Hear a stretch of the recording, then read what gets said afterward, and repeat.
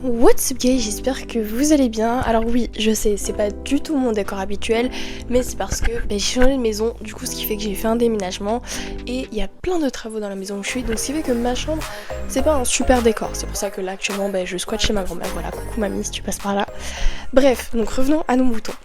Aujourd'hui, je vais vous parler d'une femme polonaise qui a sauvé 2500 enfants juifs des mains des nazis.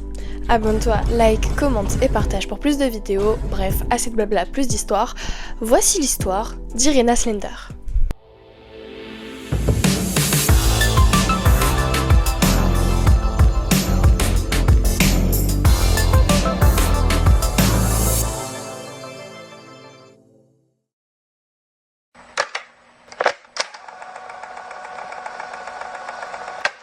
Bienvenue en Pologne, à la fin du 19e siècle. Mais avant de parler de la vie d'Irena, suivons celle d'un homme. Un homme à la moustache toujours bien soignée et qui participe à la révolution polonaise de 1905 où le peuple se révolte contre le tsar Nicolas II pour être indépendant mais sont violemment réprimés par l'Empire russe car à ce moment-là, c'est l'Empire russe qui possède la Pologne comme territoire. Cet homme, Stanisław Henryk Krzyżanowski, est membre du Parti socialiste polonais. Et ça, souvenez-vous, wow.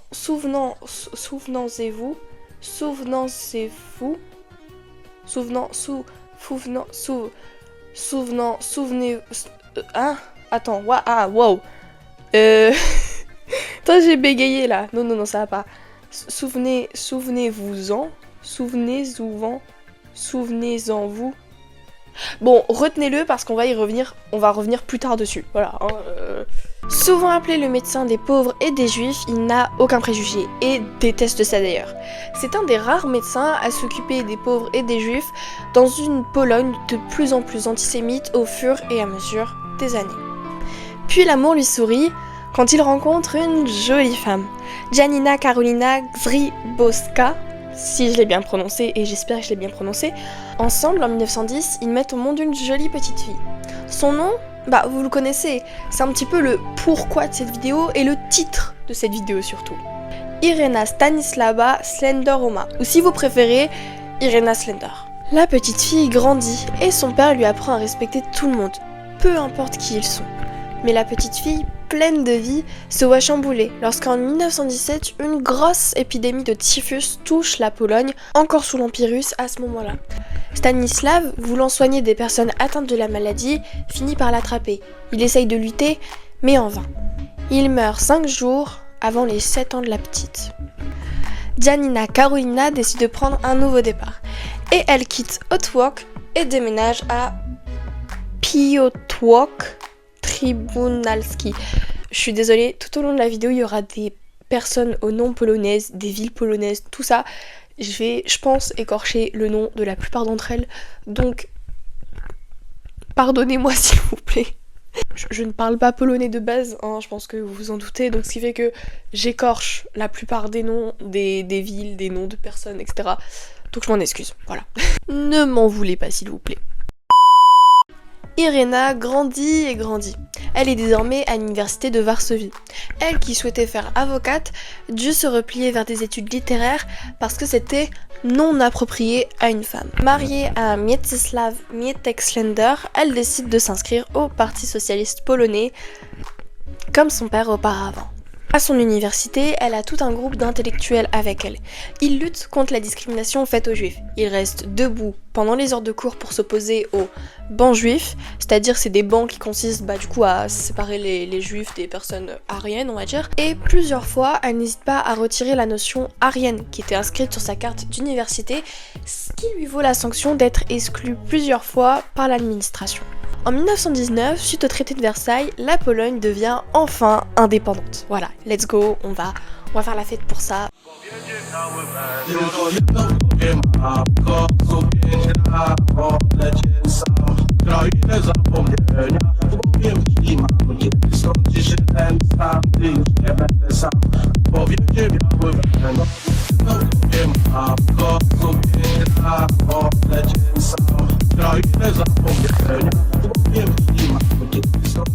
Pour ça, bref, cool.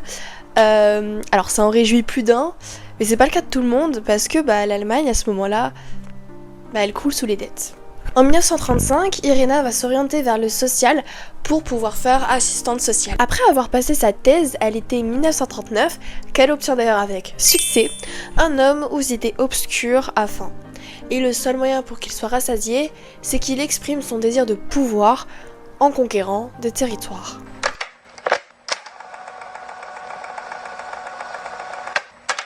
C'est donc ainsi que la Seconde Guerre mondiale commence. Et c'est la Pologne, la première attaquée. Du 1er au 27 septembre, Varsovie va subir des bombardements aériens. Irena et ses collègues des services sociaux mettent en place des aides pour aider les victimes des bombardements, mais aussi aider les réfugiés qui affluent en grand nombre dans la capitale polonaise, tout simplement pour fuir les combats à l'ouest. Mais malheureusement, le 27 septembre 1939, Varsovie tombe aux mains des Allemands. En Pologne, l'occupation de l'Allemagne se fait ressentir, surtout pour les personnes de confession juive. Ils ne peuvent plus créer d'entreprise, ils n'ont plus accès à une grande liste de métiers, ils ne peuvent plus traîner dans les lieux publics et sont forcés de porter un brassard blanc avec l'étoile de David en bleu. Tout est fait pour que la population juive soit discriminée et vive dans la misère la plus totale. Pendant que la Gestapo traque la moindre personne qui leur tient tête, petit à petit, des petits réseaux de résistance se mettent en place, dont celui de Helena Radlinska qui décide de falsifier des papiers pour que les familles juives les plus démunies puissent profiter des aides sociales normalement interdites. Et évidemment, Irena participe à ce réseau. Malheureusement, l'oppression allemande vient seulement de commencer.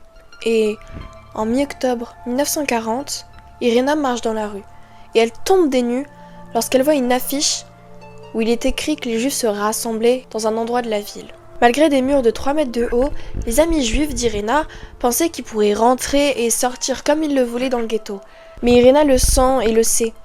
Les nazis sont très vicieux et malsains. Ils ne s'amuseraient pas à déplacer tous les juifs de Varsovie pour les mettre dans un ghetto qui fait même pas 4% de la ville et le laisser ouvert. Enfin, autant qu'ils restent dans la ville, non ? Et sur ce coup-là, Irena, elle avait pas forcément tort. Le 16 novembre 1940, les portes du ghetto de Varsovie se ferment et le calvaire ne fait que commencer. Grâce au contact qu'elle avait, Irena réussit à se procurer un laissez-passer. Et la première fois qu'elle s'y est rendue, elle a vu l'horreur que c'était. Dès que, ahurissante, pour avoir ne serait-ce qu'un petit bol de soupe, le typhus qui fait des ravages, notamment auprès de ses amis juifs, obligé d'être dans ce trou-à-rats, les rues non entretenues et bondées de monde, car on le rappelle, 380 000 personnes sont obligées d'être parquées comme des animaux dans à peine 73 rues. Et une image, gravée dans sa mémoire, c'est celle d'un enfant, rétalé sur le sol. Et lorsqu'elle passera quelques heures plus tard pour repartir, l'enfant n'était plus qu'un simple cadavre, tordu, vautré et jaunâtre. Elle devait agir. Elle pouvait pas laisser des gens dans un tel état. Elle commence à agir comme elle peut. Dans son rembourrage de soutien-gorge ou dans le fond de son sac à main, elle n'hésite pas à y mettre des vêtements, de la nourriture, des doses de vaccins contre le typhus, des médicaments, des rouleaux de billets. En tout, elle et ses amis feront entrer dans le ghetto de Varsovie 5000 doses de vaccins. Mais hélas, elle commence à entendre parler que les juifs seront bientôt placés dans des camps de travail. Malheureusement, les rumeurs sur les massacres des juifs à l'est de la Pologne commencent à arriver dans le ghetto de Varsovie. Et des familles ont peur parce qu'ils souhaitent avant tout sauver leur enfant. Irena doit donc passer à la vitesse supérieure. C'est donc dans ces conditions qu'Irena va devoir trouver un stratagème pour sortir les enfants de là. Et rapidement, elle trouve une idée. Faire passer les enfants hors du ghetto dans des ambulances en faisant croire qu'ils ont le typhus et qu'il faut les emmener dans un hôpital. Ensuite, leur faire des faux certificats de naissance et les placer dans des couvents. Irena apprend donc aux enfants à mimer les maladies les plus graves, leur donne des noms chrétiens et leur enseigne quelques prières au cas où les petits seraient interrogés. Pour les nourrissons, c'est simple, on les cache et on leur donne un léger sédatif pour éviter qu'ils pleurent ou qu'ils fassent du bruit et que du coup ils soient repérés pendant les points de contrôle. Avec Irena, environ une trentaine de volontaires travaillent étroitement avec elle, dont Matilda Gettler, Marceli Godleski, Sofia Gozak, je suis pas sûre pour celle-ci, mais je crois que c'est Skuzuka, il place les enfants dans les foyers du père Bauduan ou alors au couvent des petites sœurs servantes de la Bienheureuse Vierge Marie. C'est entre l'été 1942 et janvier 1943 que le plus grand nombre d'enfants furent sauvés du ghetto. Mais les nazis ne perdent pas de temps. Ok, les juifs sont parqués dans un coin de la ville, mais en fait ça leur suffit pas, parce que leur haine des juifs est tellement poussée, qu'en fait ils veulent tous les exterminer, vraiment exterminer chaque juif, jusqu'au dernier en fait. Pour ça, ils ont décidé de créer début 1942 le centre d'extermination de Treblinka. C'est un sinistre lieu où près de 900 000 personnes ont été gazées. Presque tous juifs. Le 22 juillet 1942, l'armée allemande entame ce qu'on va appeler la Grande Action, c'est-à-dire une liquidation d'une grande partie de la population du ghetto pour ensuite pouvoir les rafler et les envoyer en déportation. Les premiers jours, à Golab-Grünberg, une des membres de l'organisation secrète d'Irena décide de faire hospitaliser d'autres enfants pour leur faire éviter de monter dans les convois et de leur faire vivre tout simplement l'enfer quoi. Avec l'aide de Marek Edelman qui prend le rôle du faux médecin, le trio réussit à lui seul à sauver entre 200 à 300 enfants de la déportation durant l'été 1942. Elle utilise aussi cette technique pour escorter des nourrissons qu'elle endort et qu'elle dépose clandestinement dans les ambulances ou dans son manteau ample. Le 5 août, les deux dames sont face à Janusz Korczak qui décide délibérément d'être déporté à Treblinka avec les 200 enfants de son orphelinat. Janusz Korczak périt gazé le 5 août 1942. Irena dira à propos de ce jour plus que glaçant: de toutes les expériences dramatiques que j'ai vécues pendant la guerre, mon séjour et les sévices que j'ai subis à la prison de Payak, les tortures de la Gestapo avenue Choucha, les jeunes que j'ai vus mourir à l'hôpital de l'armée de l'intérieur où je travaillais comme infirmière pendant le soulèvement de Varsovie, aucune ne m'a autant marquée que de voir Korczak et les enfants marcher vers leur mort. Mais ce qu'Irena ne sait pas, c'est que les Allemands commencent à se pencher un peu plus sur le département de l'aide sociale. Le 18 janvier 1943, la Gestapo souhaite faire encore un nouveau nettoyage. Mais cette fois-ci, ils seront face à la résistance des Juifs et vont se battre pendant 4 jours entiers. Mais malheureusement, les Allemands reprennent le dessus et punissent les Juifs en arrêtant tous ceux qui avaient participé en les déportant, ainsi que 5000 autres personnes. En octobre 1943, la Gestapo fait une descente dans une blanchisserie, car soupçonnée d'être une sorte de boîte aux lettres pour les résistants. La propriétaire est arrêtée, torturée, mise à bout, elle craque et donne 3 noms, dont un nom, Irena Slenderova. Le 19 octobre 1943, et des hommes habillés tout en noir, brassards au bras, marchent dans la rue, dans la nuit. À 3h du matin, des violents coups sont frappés sur la vieille porte de l'appartement où Irena, sa mère et sa tante dorment. Irena se réveille en sursaut et elle a juste le temps de prendre un papier qui était sur sa table de chevet, de le donner à sa tante et du coup la tante, pour essayer de cacher le papier, elle va le mettre dans son corset. La vieille porte désormais détruite, les 11 policiers ont le temps de mettre sans dessus-dessous l'appartement pour espérer trouver la moindre information. Ils détruisent un matelas et malheureusement, l'armature de ces derniers laisse paraître des faux papiers d'identité et de l'argent liquide. Elle est de suite arrêtée et emmenée. Pendant des semaines, elle va être torturée. On la bat, on la frappe, on lui brise les jambes et malgré tous les supplices qu'elle a vécus, elle ne prononcera aucun nom. Elle va être du coup emprisonnée. Pendant ce temps, à la Golab-Grünberg, celle qui avait aidé à transporter les enfants est morte au camp de Pionka et Jadiwa Deneka est passée par les armes lorsqu'on a découvert qu'elle cachait 11 femmes juives. En janvier 1944, elle va être appelée parmi les détenus qui sont condamnés à être exécutés. Grâce à ses contacts, elle réussit à soudoyer un gardien qui l'aide à s'échapper. Quelques jours plus tard, elle va lire un journal dans lequel il est écrit son exécution. Elle va revivre chez sa mère, mais après une nouvelle descente de la Gestapo qu'elle va éviter de justesse, elle reçoit ses nouveaux papiers et comme nom Klara Dabrowska. Elle part vivre chez son oncle, puis après revient à Varsovie pour se cacher dans le zoo de Varsovie. Irena vit dans la clandestinité lorsqu'éclate l'insurrection le 1er août 1944. Durant les 2 premières semaines, ce seront 60 000 habitants de Varsovie qui seront exécutés pour avoir voulu se révolter contre l'agresseur. Pendant ce temps, elle travaille en tant qu'infirmière dans un hôpital de fortune, accompagnée de Maria Palester, une travailleuse sociale, et Adam Selnicki, son ami de l'université. Un soir, elle va recevoir un coup de baïonnette d'un soldat allemand. Vivre au moment des faits qu'elle bouscule par mégarde. Ce qui va l'empêcher pour le restant de sa vie de se tenir debout correctement. L'insurrection prend fin le 4 octobre 1944. Varsovie est morte. Elle a été rasée par les Allemands et elle est dans un sale état. 200 000 habitants sont morts, 150 000 ont été envoyés dans des camps de travail en Allemagne et 150 000 déportés dans des camps de concentration. Le 17 janvier, l'armée rouge, l'armée soviétique entre dans Varsovie. Calvaire ralentit et se stoppe définitivement le 8 mai 1945, lorsque les Allemands abdiquent et rendent les armes. D'ailleurs, elle a pu récupérer ce fameux papier qui était sur sa table de chevet avant la perquisition de la Gestapo. Je ne vous ai même pas révélé ce que disait ce papier. Ce papier, pour elle, précieux comme de l'or, était en réalité le nom, l'adresse, la date de naissance des 2500 enfants qu'elle a sauvés. Car elle pensait qu'après la guerre, chaque enfant et chaque nourrisson pourraient retrouver leur vrai nom, leur vraie identité, etc. Très peu d'entre eux ont retrouvé leur famille.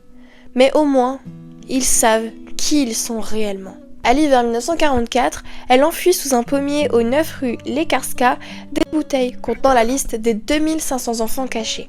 Maintenant que la guerre est terminée, elle peut reprendre une vie douce et heureuse, malgré les traumatismes de la guerre.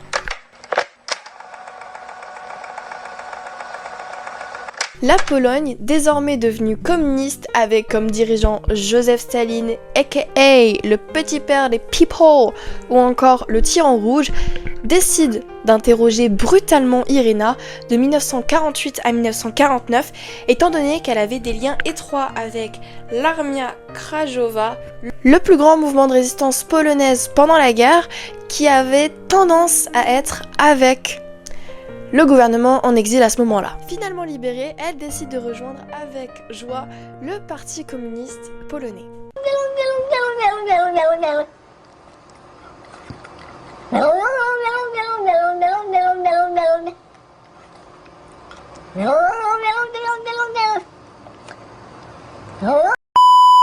En 1965, elle ainsi que Maria Palester, Jaga Piotrowska, Irka Stulz, Jdiga Deneka, Janka Grabowska et Julian Grobelny sont reconnus par Yad Vashem, un mémorial israélien parlant de la Shoah. Mais les autorités polonaises lui interdisent de quitter le pays.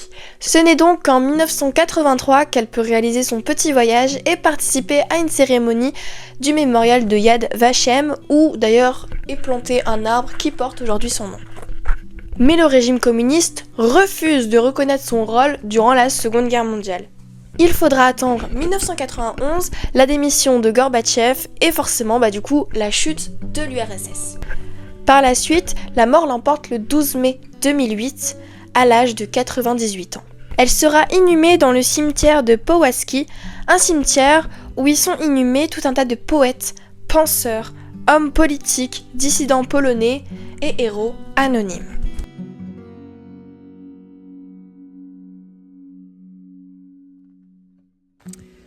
Coucou, bon écoutez, c'est la Isa Irdenve du montage. J'espère que vous avez aimé cette vidéo, ce petit comeback. Voilà. Si vous êtes sur cette vidéo, c'est que vous avez dû voir l'ancienne où je revenais un petit peu sur le pourquoi j'étais pas là. Le futur de la chaîne aussi, c'est important parce que ça aussi ça va changer. Voilà. Bon, en tout cas, ça a été un plaisir de faire cette vidéo. Abonnez-vous, likez, partagez, commentez. Comme d'habitude, on lâche pas. C'était un plaisir de faire la vidéo. J'espère que vous avez adoré la vidéo, moi. Et voilà. Donc, j'ai rien d'autre à dire. Du coup, ciao ciao.